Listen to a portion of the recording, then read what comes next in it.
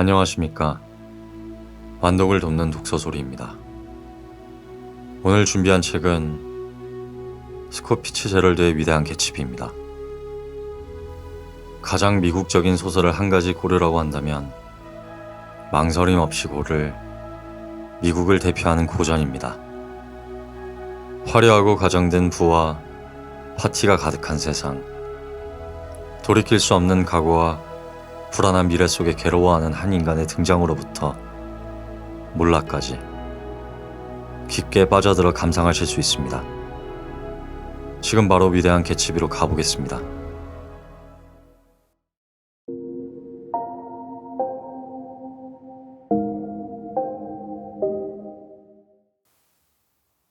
내가 아직 어리고 지금보다 훨씬 더 남의 말에 고착 화를 내던 시절, 아버지께서는 나에게 한 가지 충고를 해주셨는데 그 후로 나는 마음속으로 항상 그 충고를 되새기곤 했다. 아버지께서는 남의 잘못을 따질 때는 언제나 이 세상 사람들이 전부 너처럼 좋은 환경에서 자라나지는 못했다는 것을 기억해야 한다라고 말씀하셨다. 아버지께서는 더 이상 말씀하시지 않으셨지만 우리는 말없는 가운데서도 서로의 뜻을 잘 이해할 수 있었기 때문에 나는 아버지의 그 충고 속에는 보다 깊은 뜻이 담겨 있다는 것을 알아차렸다.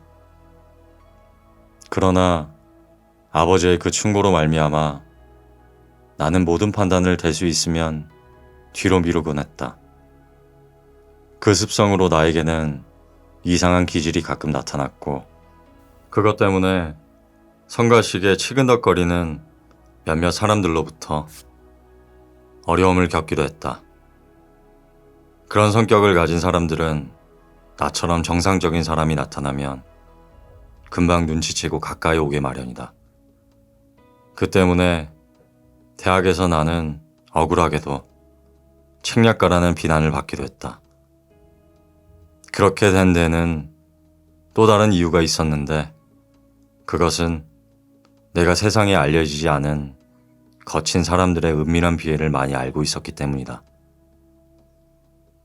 나는 대부분의 은밀한 이야기를 들추어내는 것을 좋아하지는 않는다.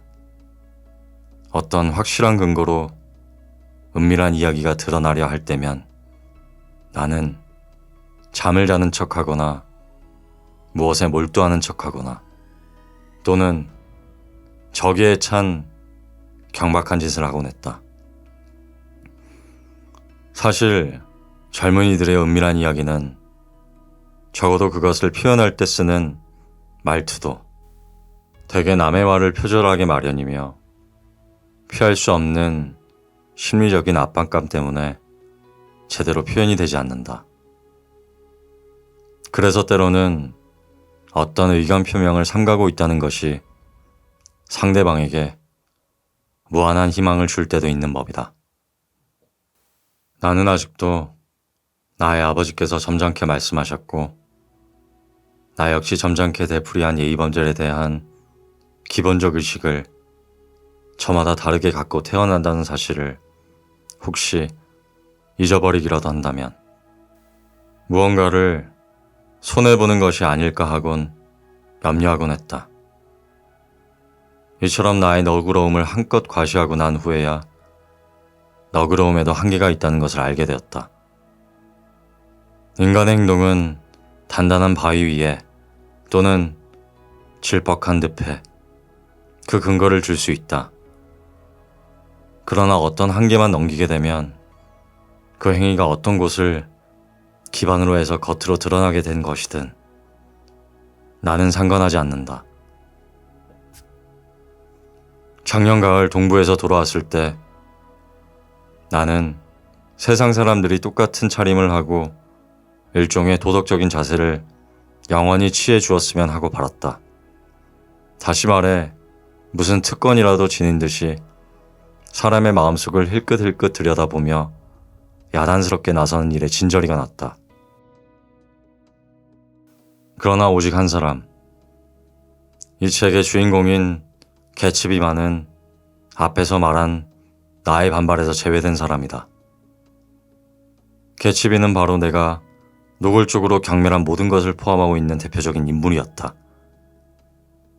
개성이라는 것이 일종의 멋진 몸가짐을 말하는 것이라면 그런 의미에서 개츠비에게는 1만 마일 밖의 지진을 측정해내는 어떤 복잡한 기계와도 관련되어 있는 것 같은 현란한 개성과 희망찬 앞날에 대한 예민한 감수성 같은 것이 있었다. 그 감수성은 저 창의적인 기질 아래서 위험을 떨치는 허약한 감수성과는 분명 차이가 있었다. 그것은 희망을 갖게 하는 천부적인 재능이요. 내가 지금껏 그 누구에게서도 발견하지 못했을 뿐만 아니라 앞으로도 영원히 발견하지 못할 낭만적 감수성이었다. 결국 개츠비가 옳았다는 것이 밝혀졌다. 내가 사람들이 대단치 않은 슬픔이나 숨막힐 정도로 우쭐거리는 모습에 잠시나마 관심을 갖지 않게 된 것은 개츠비를 통해 그의 꿈이 있었던 자리에 더러운 먼지를 떠돌게 한 것 때문이었다.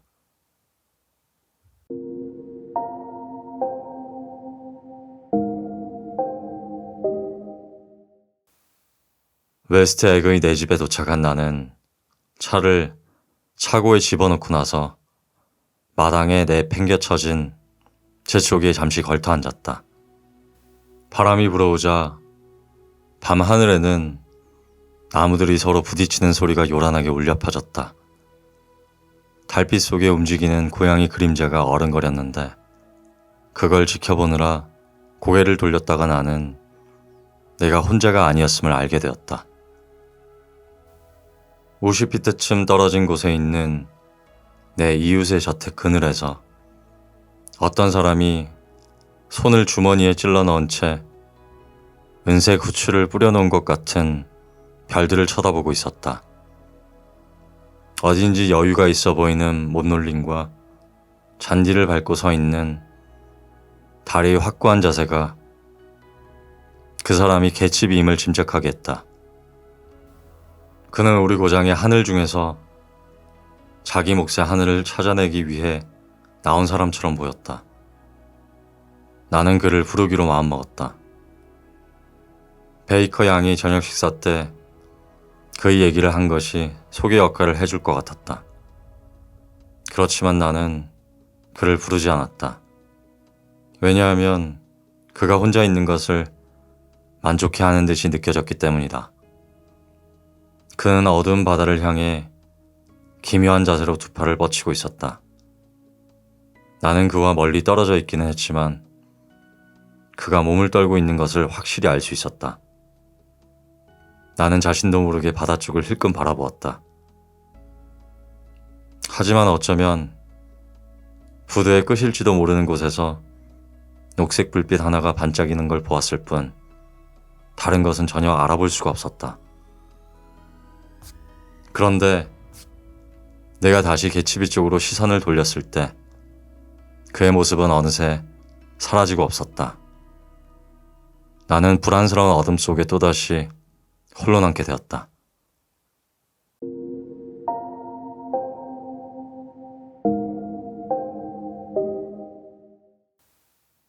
여름밤 개츠비의 집에서는 날마다 흥겨운 음악 소리가 났다. 푸른 정원에서는 남녀들이 속삭임과 샴페인들과 별들 사이를 바쁘게 오가곤 했다. 오후 일물 때 나는 손님들이 그의 뗏목 꼭대기에서 다이빙을 하거나 그의 이름으로 되어 있는 해변의 뜨거운 모래 위에서 일광욕을 하는 것을 바라보았다. 그의 두 척의 모터보트는 바다 위에서 물살을 가르며 하얀 거품 위로 수상 스키를 끌고 다녔다. 주말이면 그의 롤스로이스 승용차가 아침 9시부터 한밤중까지 시내를 왔다 갔다 하며 손님들을 실어 날랐다. 스테이션 외건은 마치 활기찬 투구벌레처럼 지칠 줄 모르고 모든 기차를 마중 나갔다. 그리고 월요일에는 임시로 고용된 정원상까지 합쳐 모두 8명의 고용인이 자루 달린 걸레, 마루 닦는 솔, 망치, 정원용 가위 등을 들고 간밤에 손상된 부분을 손질하느라 하루 종일 힘차게 돌아다녔다. 매주 금요일에는 뉴욕의 첨가물점으로부터 5상자의 오렌지와 레몬이 도착했고, 월요일이면 이것들은 알맹이 없는 껍질이 되어 피라미드 모양으로 쌓인 채 저택 뒷문으로 사라졌다. 부엌에는 한 하인이 엄지손가락으로 조그만 단추를 누르기만 하면 30분 만에 200여 개의 오렌지 주스를 짜낼 수 있는 기계가 한 대 설치되어 있었다. 그런가 하면 적어도 2주일에 한 번씩은 음식점에서 출장 나온 사람들이 수백 피트나 되는 천막용 청과 어마어마한 정원의 크리스마스 트리를 만드는 데 쓸 다양한 색 전구를 가지고 왔다.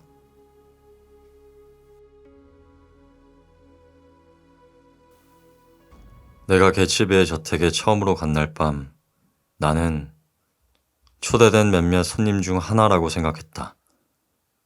그런데 상당수의 사람들은 초대를 받은 것이 아니었다. 그들은 그냥 그곳에 왔던 것이다.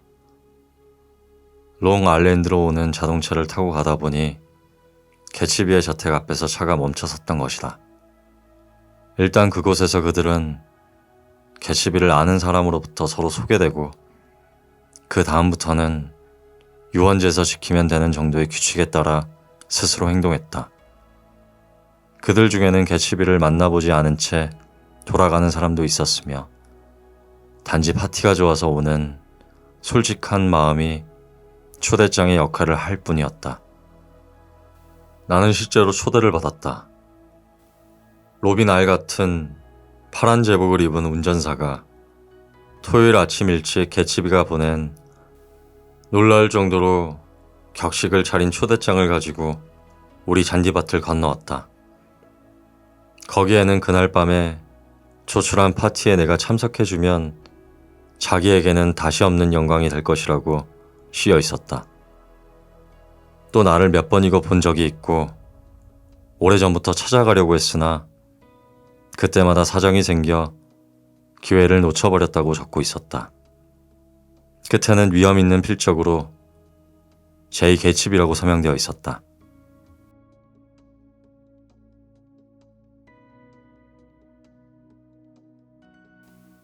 나는 그 저택에 도착하자마자 개츠비를 만나보려 했다. 그러나 그가 있는 곳을 묻는 나를 2-3여 명은 아주 놀란 얼굴로 빤히 쳐다보면서 모른다고 고개를 흔들었다. 그 바람에 나는 칵테일 테이블 쪽으로 슬금슬금 다가갔다. 그곳은 목적도 없고 혼자라는 기색을 보이지 않고 남자 혼자 서성일 수 있는 정원 속의 유일한 장소였기 때문이다.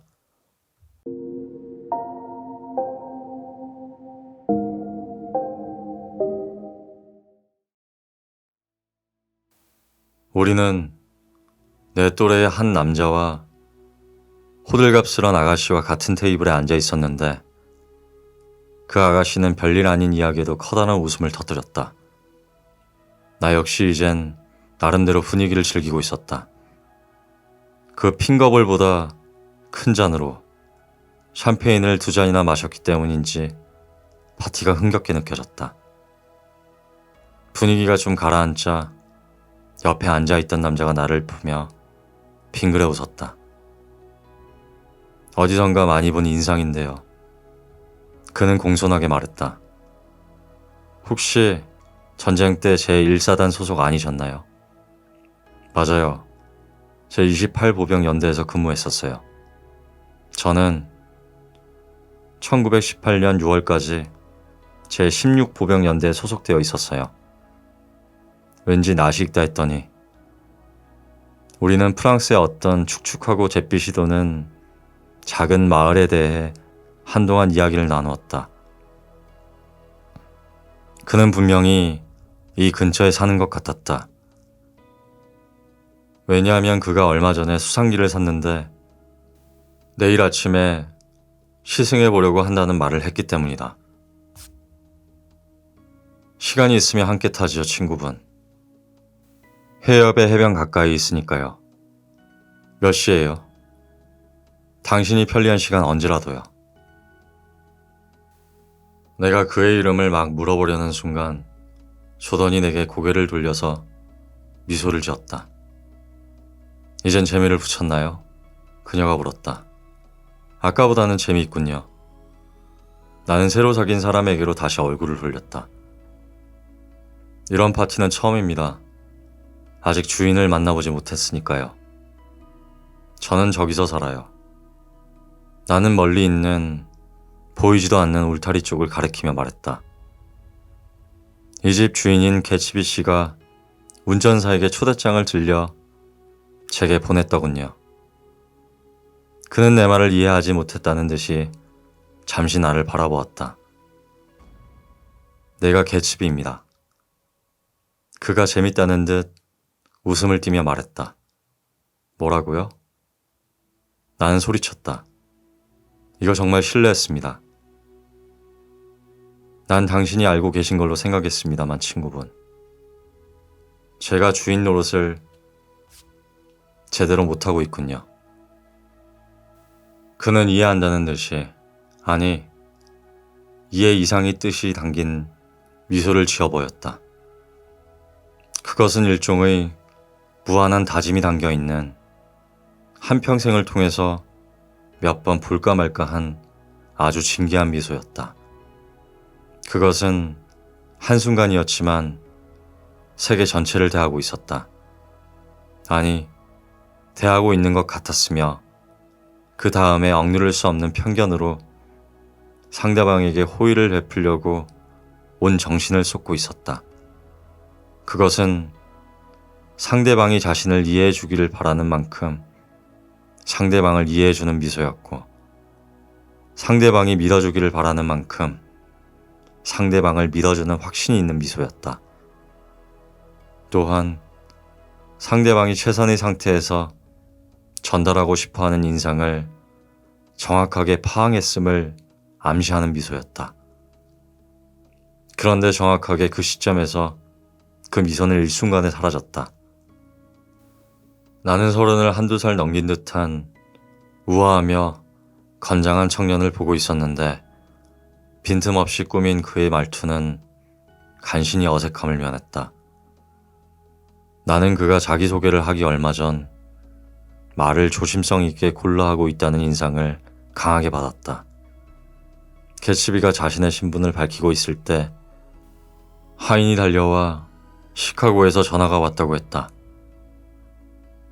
그는 우리에게 차례로 고개를 가볍게 숙이며 실례한다고 말했다. 필요하신 게 있으시면 뭐든 그저 청하기만 하십시오, 친구분. 그가 내게 말했다. 실례하겠습니다. 나중에 또 뵙도록 하지요.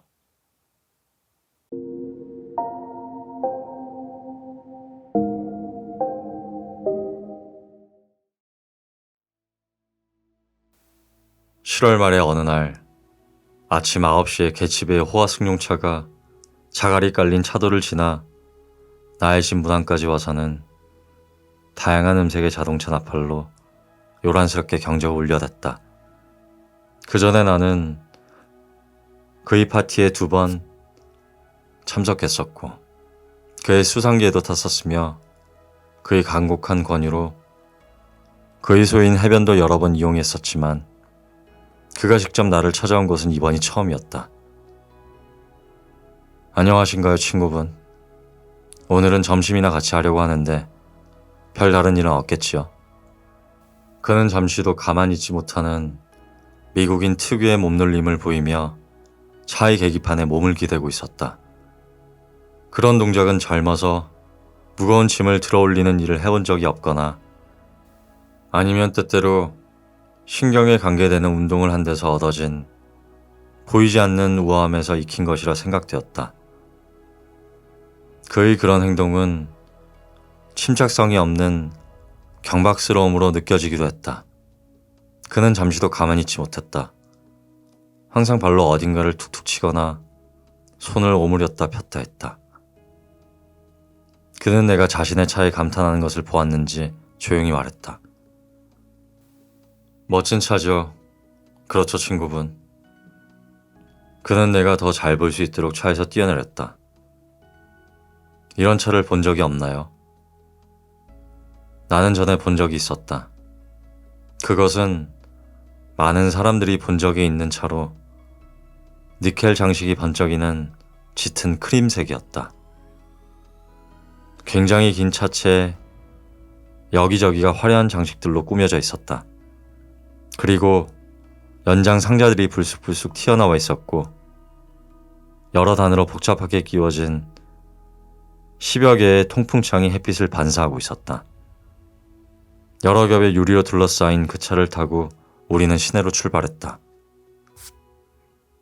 지난 한 달 동안 나는 그와 대여섯 번 정도 이야기를 나누었는데 평소에 그가 별로 이야기거리를 가지고 있지 않다는 것을 알고 좀 실망했었다. 그래서 막연하게나마 대단히 위대한 인물일 거라고 생각했던 그에 대한 나의 첫인상은 시들해지고 그저 인사나 하며 알고 지내는 이웃집 주인 정도로만 보이게 되었다.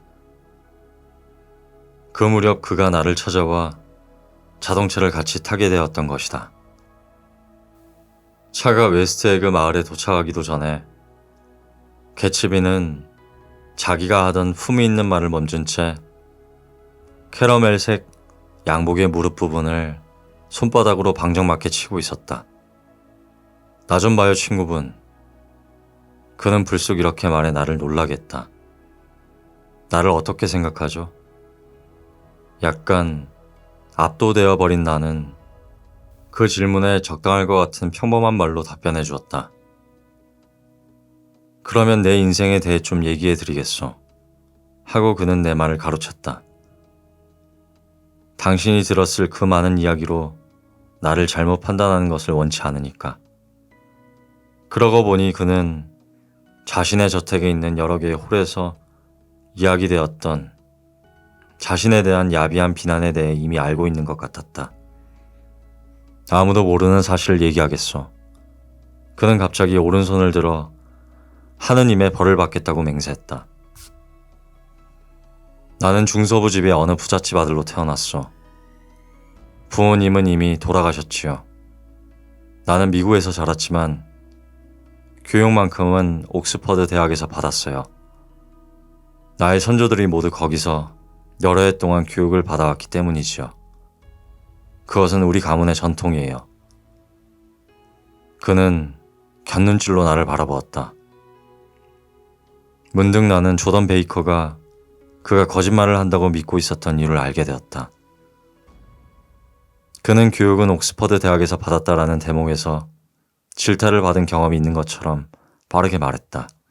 아니, 말끝을 삼켜버렸다고 할까? 아니면 그 말이 목에 걸려 나오지 않는 것 같았다.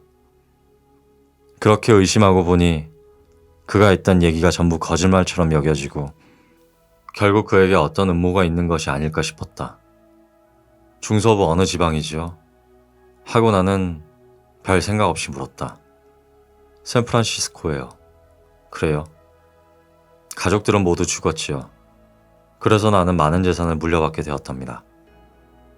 그는 마치 자기네 가족의 갑작스런 몰락을 다시 이야기하는 것이 괴로운 듯 엄숙하게 말했다.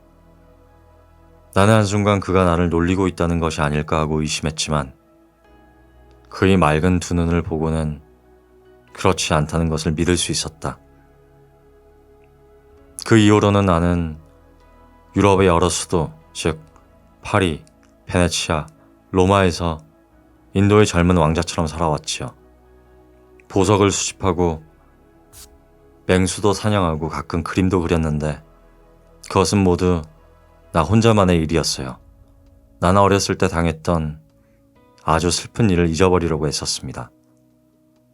나는 그의 거짓말에 웃음이 터지려는 것을 간신히 참았다.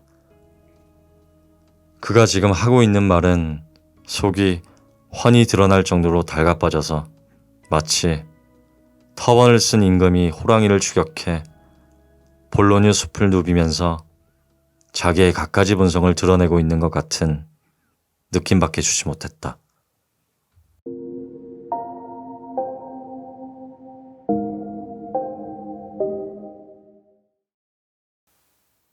그날 밤 나는 늦게까지 그곳에 머물러 있었다.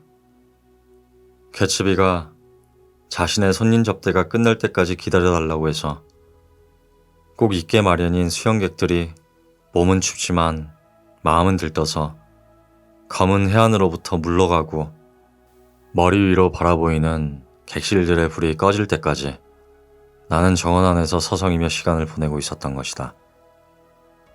마침내 개츠비가 계단을 내려왔을 때 볕에 그을은 그의 얼굴은 보통 때와는 달리 팽팽했고 또 두 눈은 지쳐 보이지만 반짝이고 있었다.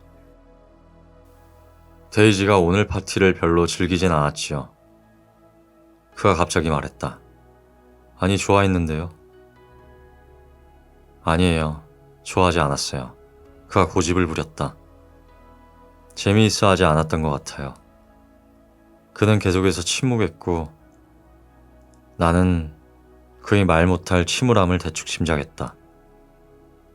내가 그녀로부터 멀어진 것을 느낄 수 있었어요. 그가 말했다. 내 마음을 이해해달라는 건 어려운 일이겠지요. 춤 때문에 그런가요? 춤이라고요? 그는 손가락을 튀기면서 자신이 추었던 춤 같은 것은 전혀 문제 삼지 않았다. 친구분, 춤은 그다지 중요한 게 아니에요. 그는 데이지가 톰에게로 와서 전 결코 당신을 사랑한 적이 없어요 라고 말하기를 원했던 것이다.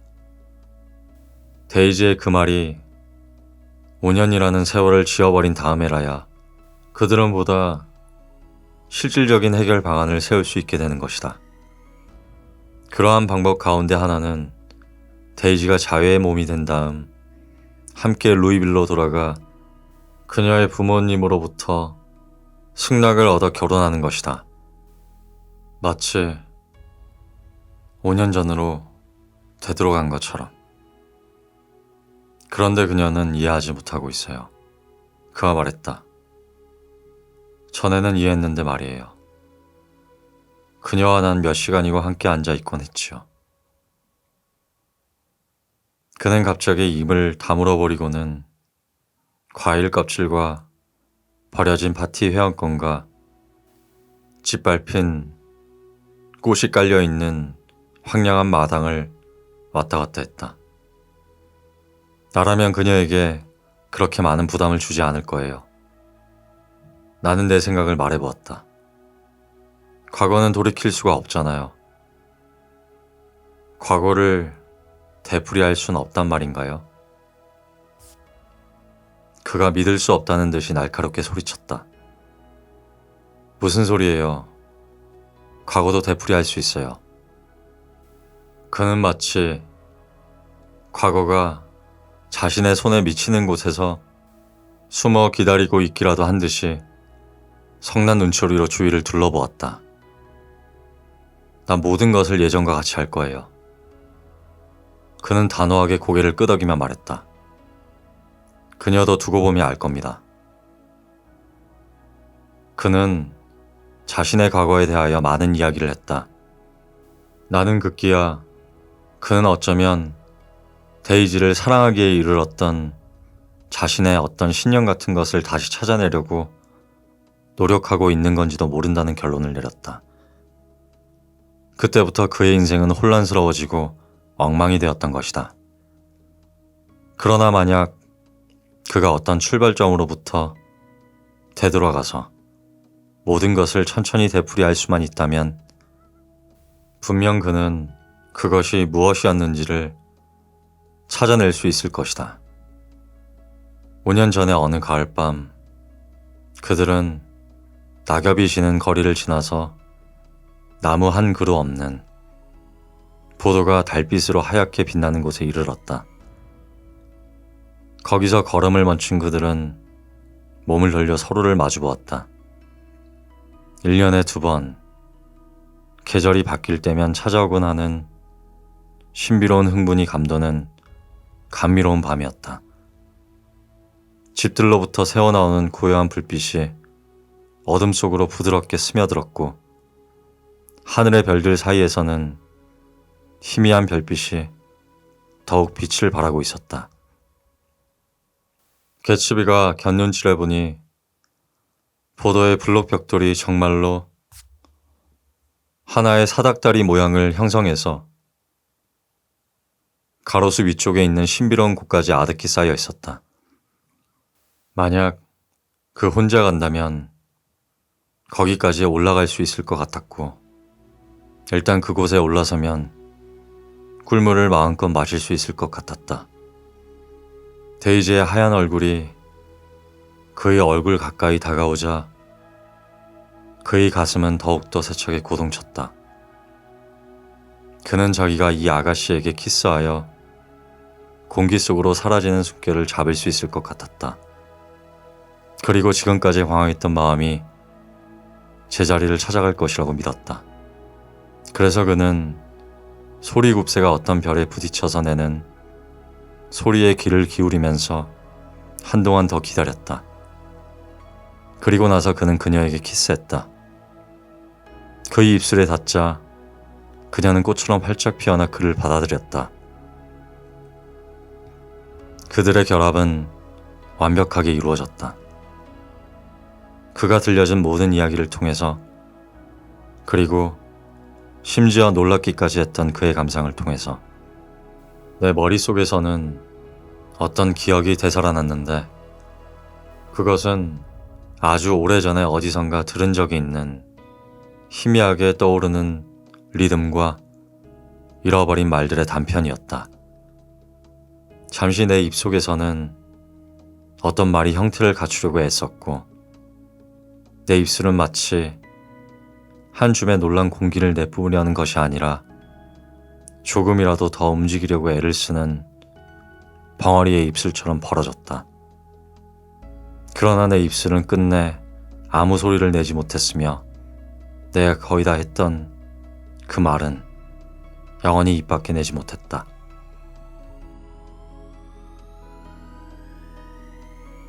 잘 읽어보셨나요? 여러분은 개츠비를 이해하실 수 있을까요? 아니면 개츠비의 삶의 연민을 느끼시나요? 하나로 정의 내릴 수는 없고 판단할 수도 없는 복잡하고 모호한 인간의 한 욕망과 순수함을 들여다보는 시간이었으면 좋겠습니다. 오늘도 감사합니다. 다음에는 더 좋은 책으로 찾아뵙겠습니다.